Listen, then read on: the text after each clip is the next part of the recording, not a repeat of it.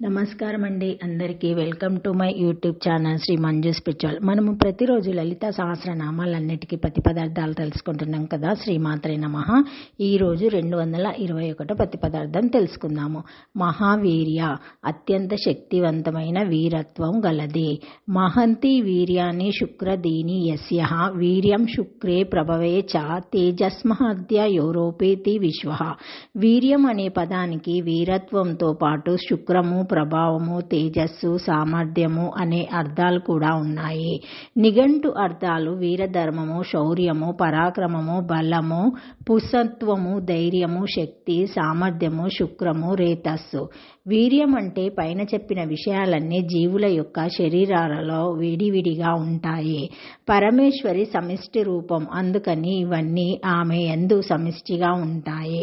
ఆమె దగ్గర లేని వీర్య గుణము ప్రపంచంలో మరెక్కడా ఉండదు.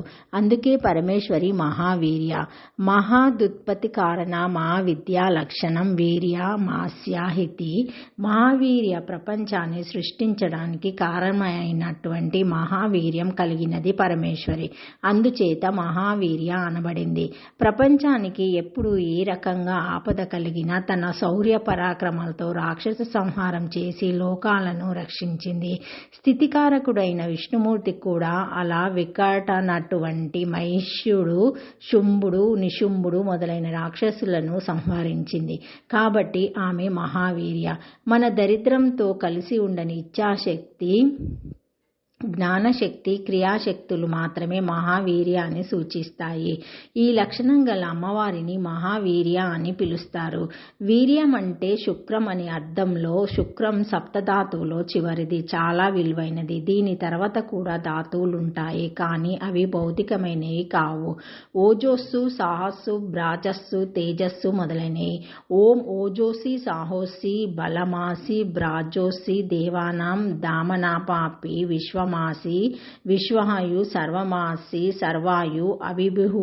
ఓం. సంధ్యావందనంలో ఈ మంత్రంలో వచ్చేవి ఇవే. వీటిలో చివరిది ఓం. యోగ సాధనలో లక్ష్యాన్ని సాధించేటప్పుడు వీర్యం అంటే శుక్రం పొందే అత్యంత సూక్ష్మమైన ధాతువు ఓం. ఈ స్థితికి సాధకుని తీసుకువెళ్లే అమ్మవారిని మహావీర్య అంటారు. లలిత త్రిశతి నామాలలో ఏకవీరాది సంహీవ అనే నామం ఉన్నది.